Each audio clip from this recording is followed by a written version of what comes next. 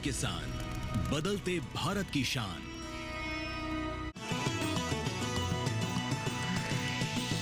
DD किसान, बदलते भारत की शान।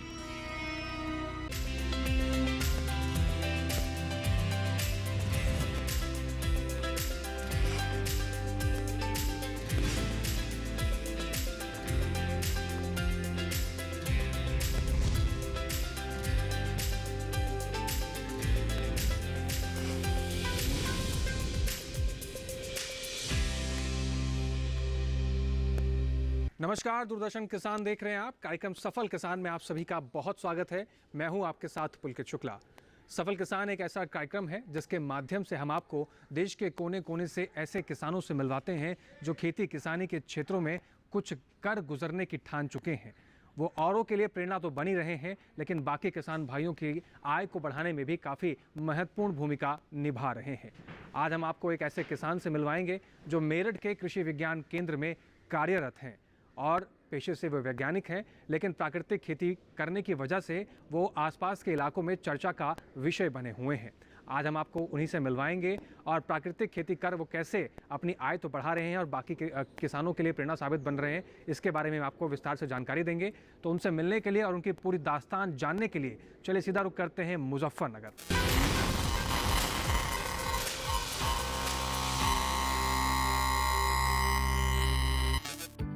मुजफ्फरनगर दिल्ली से 135 किलोमीटर उत्तर पश्चिम और उत्तर प्रदेश की राजधानी लखनऊ से लगभग 560 किलोमीटर दूर है।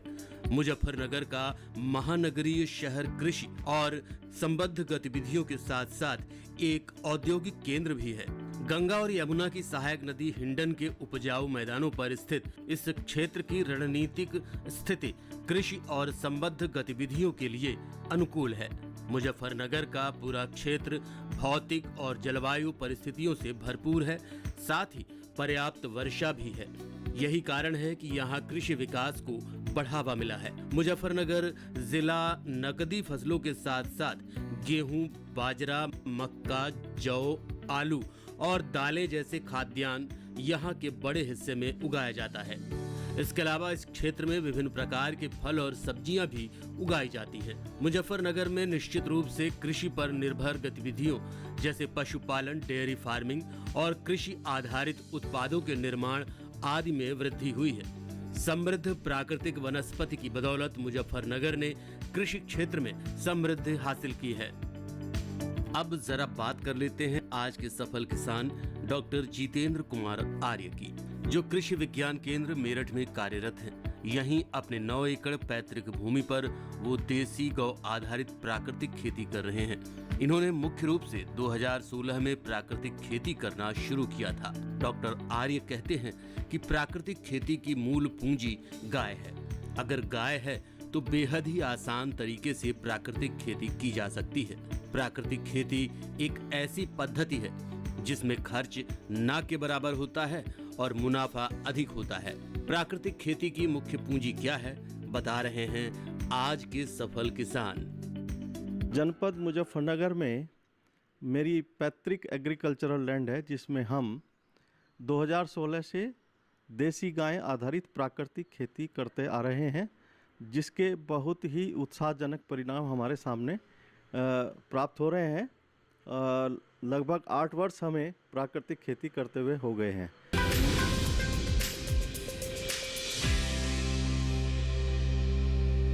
तो दोस्तों, जाना आपने डॉक्टर जितेंद्र कुमार आर्य के बारे में। अब आगे बढ़ते हैं और बात करते हैं कि प्राकृतिक खेती क्या है और इसके फायदे क्या हैं।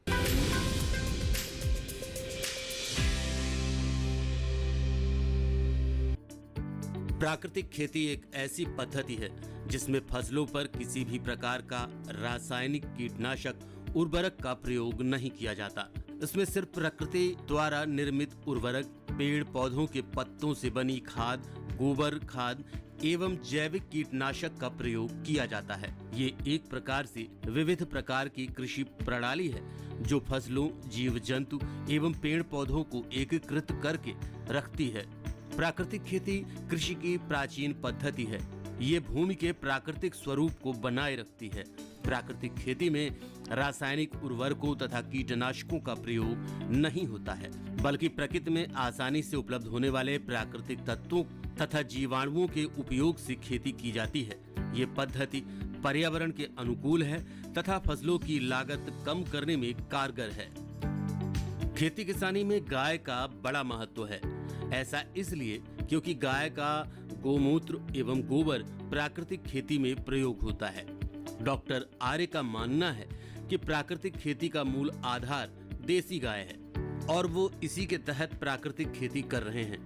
सफल किसान जितेंद्र कुमार आर्य ने अपने घर में अलग से जैविक उत्पाद गृह बनाया हुआ है, जिसमें प्राकृतिक खेती में प्रयोग होने वाले जैविक उत्पाद का संग्रह करते हैं और इसी जैविक उत्पाद को वो अपने खेतों में प्रयोग कर अच्छा मुनाफा कमा रहे हैं। जैसा कि आप मेरे पीछे देख रहे हैं कि यहाँ पर जीवामृत के ड्रम रखे हुए हैं, तो मैं आपको ये बताना चाहता हूँ कि प्राकृतिक खेती का मूल आधार देसी गाय है।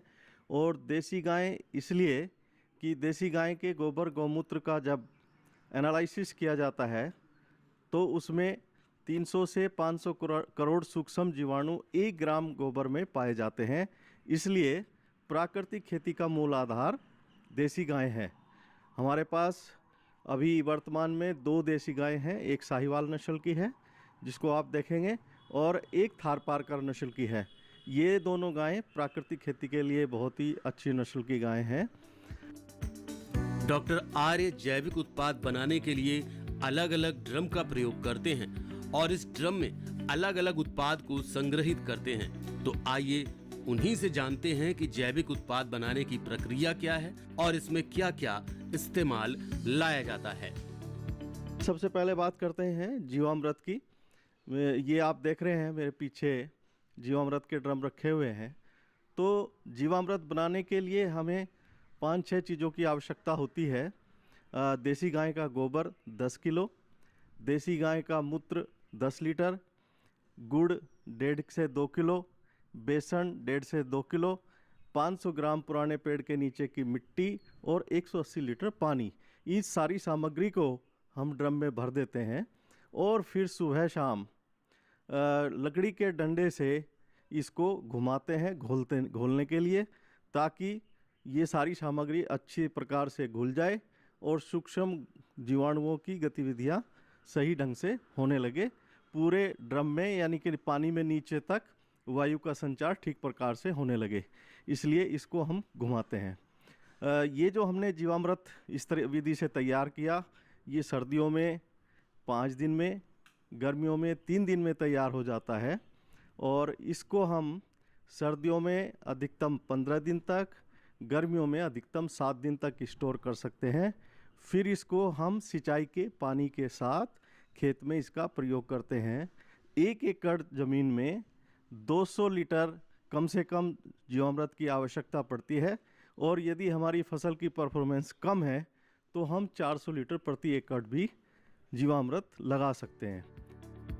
अगर किसान ज्यादा से ज्यादा प्राकृतिक खेती करे तो कम लागत तो लगेगी ही, पानी की भी अच्छी खासी बचत होगी।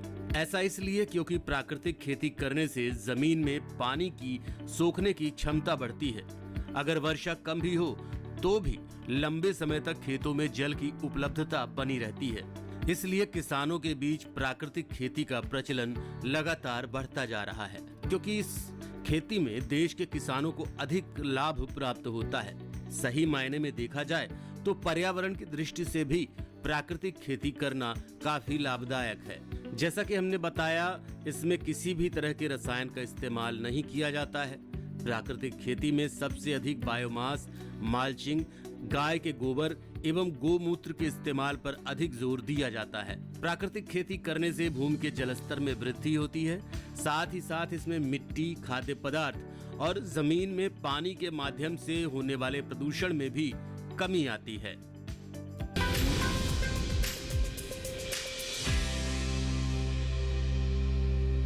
दोस्तों, यहाँ वक्त हो गया एक छोटे से ब्रेक का। ब्रेक के बाद हम जानेंगे कि आज के किसान कैसे गन्ने की खेती कर रहे हैं और गन्ने के उत्पाद बनाकर कैसे बाजारों में बेचकर अपनी आय को बढ़ा रहे हैं। तब तक आप बने रहें और देखते रहें सफल किसान।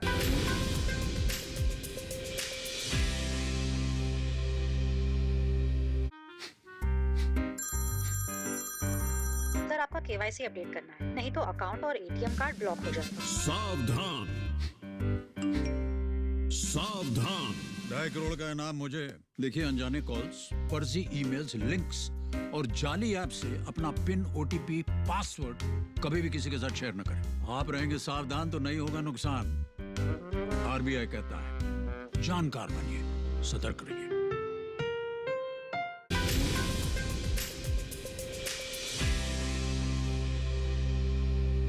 ब्रेक के बाद एक बार फिर से आप सभी का स्वागत है। कार्यक्रम सफल किसान देख रहे हैं आप। अब हम आपको एक गन्ने के कौन कौन से उत्पाद बनाए जा सकते हैं उसके बारे में जानकारी देंगे और साथ ही बताएंगे कि सफल किसान कैसे उस गन्ने के कौन कौन से उत्पाद बना रहे हैं और खुद ही उसकी ब्रांडिंग कर अपनी आय को बढ़ावा दे रहे हैं। तो सीधा चलते हैं उनके पास और उन्हीं से जानते हैं उनकी विकास की कहानी।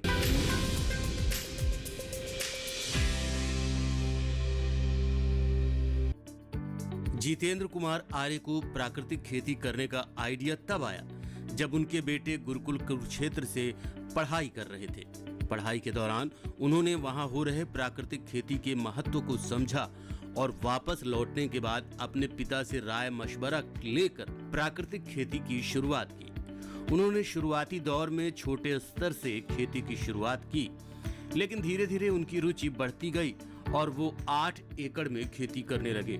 डॉक्टर आर्य ने प्राकृतिक खेती में गन्ने की खेती को सबसे ज्यादा तवज्जो दी और गन्ने की खेती भी करने लगे।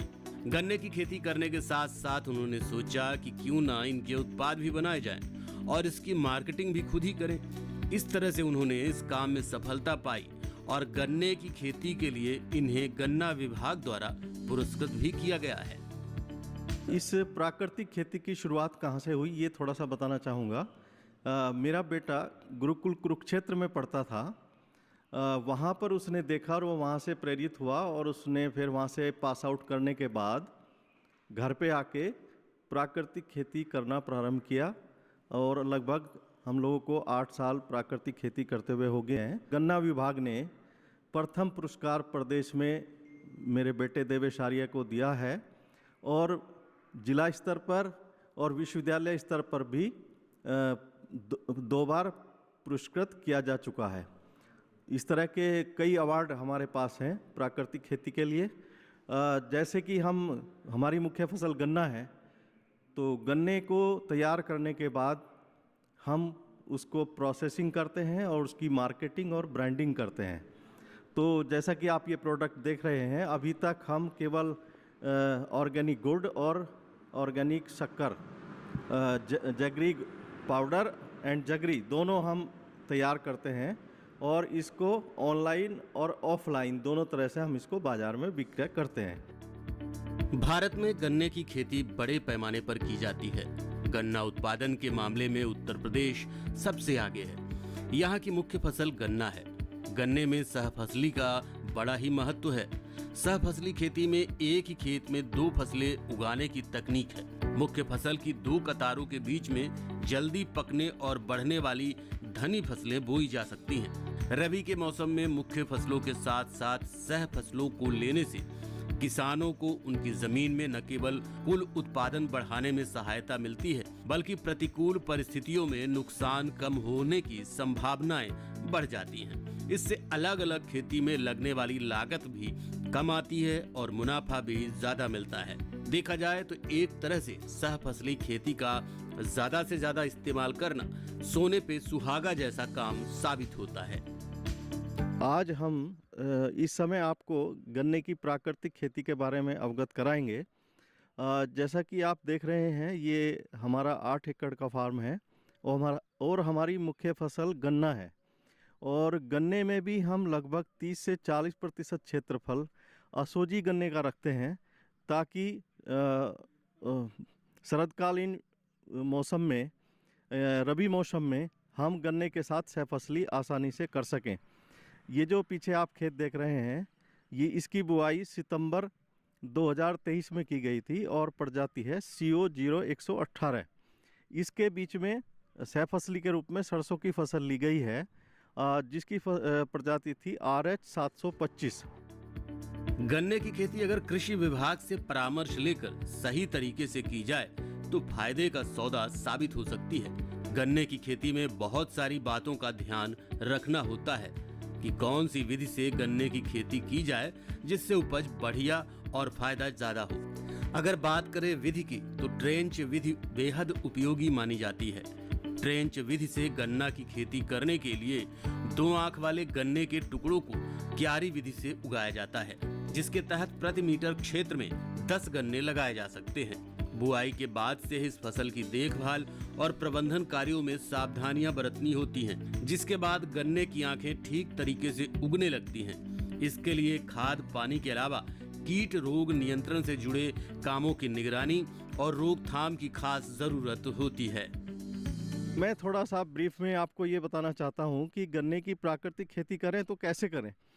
शुरुआत खेत की तैयारी करने के बाद इसमें ट्रेंच विधि से कूड़ निकाल देते हैं और कूड़ में 400 केजी पर एकड़ घन जीवामृत का प्रयोग करते हैं। उसके बाद टुकड़ों की ट्रांसप्लांटिंग कर देते हैं, प्लांटिंग कर देते हैं, टुकड़ों को खूंड में डाल देते हैं और फिर उनके ऊपर हल्की सी मिट्टी ढक देते हैं। उसके बाद हम पानी से सिंचाई करते हैं और सिंचाई के पानी के साथ 200 से 400 लीटर प्रति एकड़ जीवामृत का प्रयोग करते हैं। इस प्रकार हम अच्छे ढंग से बुआई करके गन्ने की पैदावार आगे ले सकते हैं। फिर फरवरी मार्च से शुरू करते हैं हम इसमें स्प्रे जीवामृत का पहला स्प्रे हम करते हैं, जिसमें 100 लीटर पानी लेते हैं और 5 लीटर इसमें जीवामृत लेते हैं। ये पहला छिड़काव हम करते हैं फरवरी एंड में। फिर पहले छिड़काव के 21 दिन बाद दूसरा स्प्रे करते हैं, जिसमें पानी लेते हैं 150 लीटर और जीवामृत लेते हैं 15 लीटर। तीसरा स्प्रे करते हैं दूसरे स्प्रे के 21 दिन बाद, उसमें पानी लेते हैं 200 लीटर और जीवामृत लेते हैं 20 लीटर। चौथा स्प्रे करते हैं हम खट्टी छाछ का। खट्टी छाछ का स्प्रे करने से हमारे जो गन्ने में आने वाले रोग हैं, जो फफूंदी जनित रोग हैं, वो अच्छे ढंग से नियंत्रित हो जाते हैं। अगर हैं तो नियंत्रित हो जाते हैं और नहीं है तो फिर आगे रोग आने की संभावना न के बराबर हो जाती है। 100 लीटर पानी में 3 लीटर खट्टी छाछ का हम घोल बनाकर स्प्रे करते हैं। यदि कीटनाशक बोरर वगैरह का अटैक होता है तो फिर हम अग्निअस्त्र का निर्माण करते हैं, और यदि रस चूसने वाले कीड़ों का प्रकोप होता है तो हम इसमें नीमास्त्र का प्रयोग करते हैं। इस प्रकार हम प्राकृतिक खेती में कम लागत में गन्ने की अच्छी पैदावार प्राप्त कर सकते हैं। कृषि विशेषज्ञों की माने तो साधारण विधि के मुकाबले ट्रेंच विधि से गन्ने की फसल को लगाने में लागत कम और उत्पादन काफी हद तक बढ़ जाता है। इस विधि से खेती करने पर खरपतवारों और जल भराव की समस्या भी नहीं रहती है। रिसर्च में पाया गया कि ट्रेंच विधि से उगाए गए गन्ने की रस में मिठास भी ज्यादा होती है। इस विधि में समय समय पर खाद पानी का भी खासा ख्याल रखना होता है, तब जाकर गन्ने की फसल बेहतरीन होती है।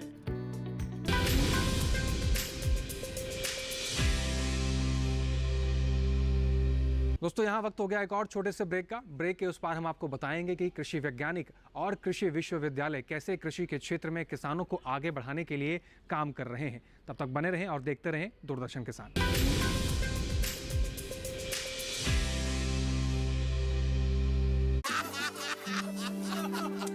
चुटकुला समझ नहीं आया? समझ तो ये नहीं आता कि खेत धान का या खरपतवार का। तो इसमें समझना क्या है दोस्त? ले आओ धान के खरपतवारों का स्पेशलिस्ट ग्रीन लेवल। IIL के ट्रैक्टर ब्रांड का ग्रीन लेवल, धान के खरपतवारों का स्पेशलिस्ट।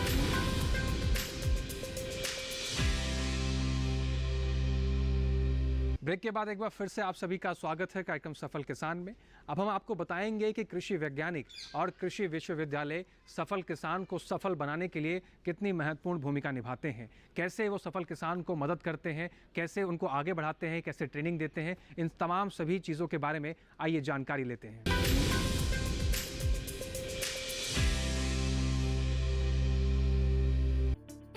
प्राकृतिक खेती के मामले में डॉक्टर जितेंद्र कुमार आर्य इस जिले के ब्रांड एम्बेसडर बन चुके हैं। इनको देखकर आसपास के किसान इनसे प्रशिक्षण लेने भी आते हैं।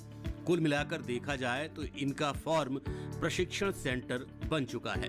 इनके फार्म पर मुख्य रूप से गौ आधारित खेती ही की जाती है। इसमें रसायनों का प्रयोग बिल्कुल भी नहीं किया जाता है।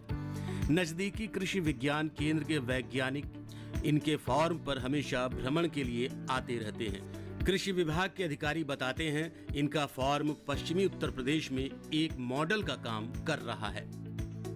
ये कृषि फार्म एक ऐसा कृषि फार्म है जो इस जिले के लिए, पश्चिमी उत्तर प्रदेश के लिए एक मॉडल का काम कर रहा है। वर्ष 2016 से इस कृषि फार्म पर गौ आधारित प्राकृतिक खेती कर रहे हैं देवेश आर्य जी और उनके पिता श्री जितेंद्र कुमार आर्य जी। मैं लगातार इस फार्म की विजिट करता रहता हूँ। जैसा कि अभी आप पीछे बोर्ड भी देख रहे होंगे कि हमने यहाँ गन्ने में सरसों की मतलब इंटरक्रॉपिंग कराई थी, जिसके उपज बहुत अच्छी रही है। और अभी आप प्रेजेंट में फसल देख सकते हैं, आज मार्च के महीने में कितनी अच्छी है गन्ने की फसल है। तो मैं इस कृषि फार्म के लिए, और भी किसान हमारे कृषक भाई यहाँ आते रहते हैं जो यहाँ आके काम सीख कर जाते हैं, कैसे जीवामृत, बीजामृत, घन जीवामृत कैसे बनाते हैं, कैसे उन्हें अप्लाई करते हैं। तो डॉक्टर साहब का पूरा उनको सपोर्ट होता है। एक तरह से ये हमारा कृषि फार्म, प्राकृतिक कृषि फार्म एक ट्रेनिंग सेंटर का भी काम कर रहा है।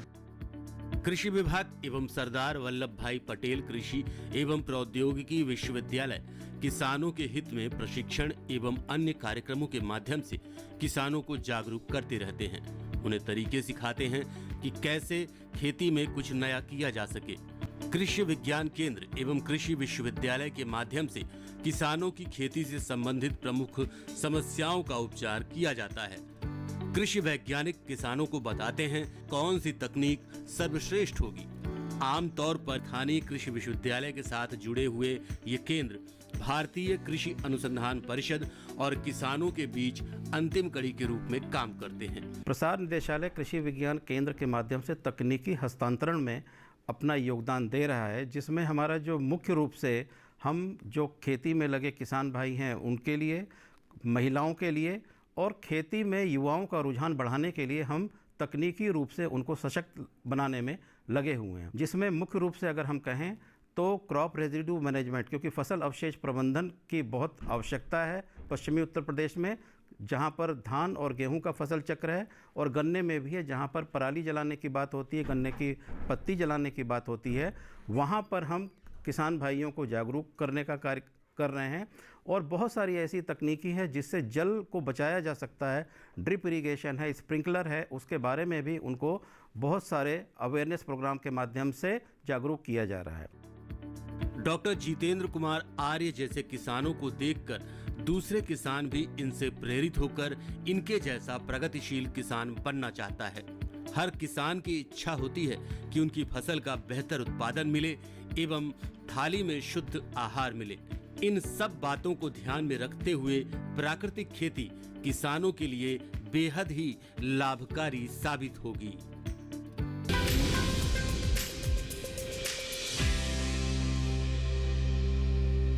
तो देखा दोस्तों आपने कि प्राकृतिक खेती का कितना महत्व है। प्राकृतिक खेती एक ऐसी पद्धति है जिसके जरिए कम लागत में अच्छी पैदावार ली जा सकती है। आज के इस कार्यक्रम में हम आपको ऐसे ही किसान से मिलवाया जिन्होंने प्राकृतिक खेती अपनाकर अपने जीवन को नई रफ्तार दी है और खेती किसानी में आगे बढ़े हैं। हम ऐसे तमाम किसानों से आपको इस कार्यक्रम से मिलवाते हैं। हमारा ये कार्यक्रम आपको कैसा लगा? इस कार्यक्रम को लेकर आपके कोई भी सुझाव या कोई भी सलाह है तो आप हमें पत्र लिख सकते हैं। पत्र लिखने के लिए आप हमारा पता नोट कर लीजिए। सफल किसान, कमरा नंबर 77, CPC दूरदर्शन, खेलगांव, नई दिल्ली 110049। इसके अलावा आप हमें ईमेल के जरिए भी अपनी सलाह या अपनी सुझाव हमें भेज सकते हैं। हमारी ईमेल आईडी है safalkisandd@gmail.com। सफल किसान के इस कार्यक्रम से जुड़े आपके जो भी सुझाव और सलाह है, हमें उनका इंतजार रहेगा। हम फिर से हाजिर होंगे ऐसी सफल किसान की कहानी लेकर। तब तक आप बने रहें और देखते रहें दूरदर्शन किसान। नमस्कार।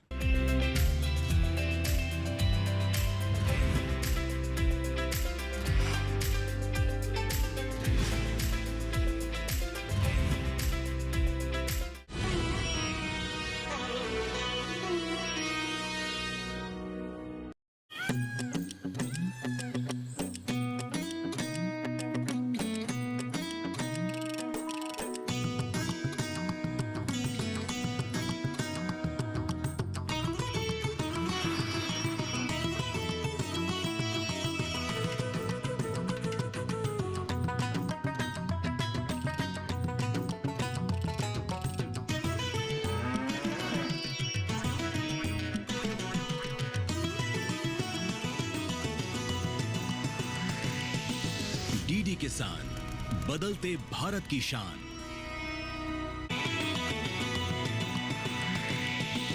डीडी किसान, बदलते भारत की शान।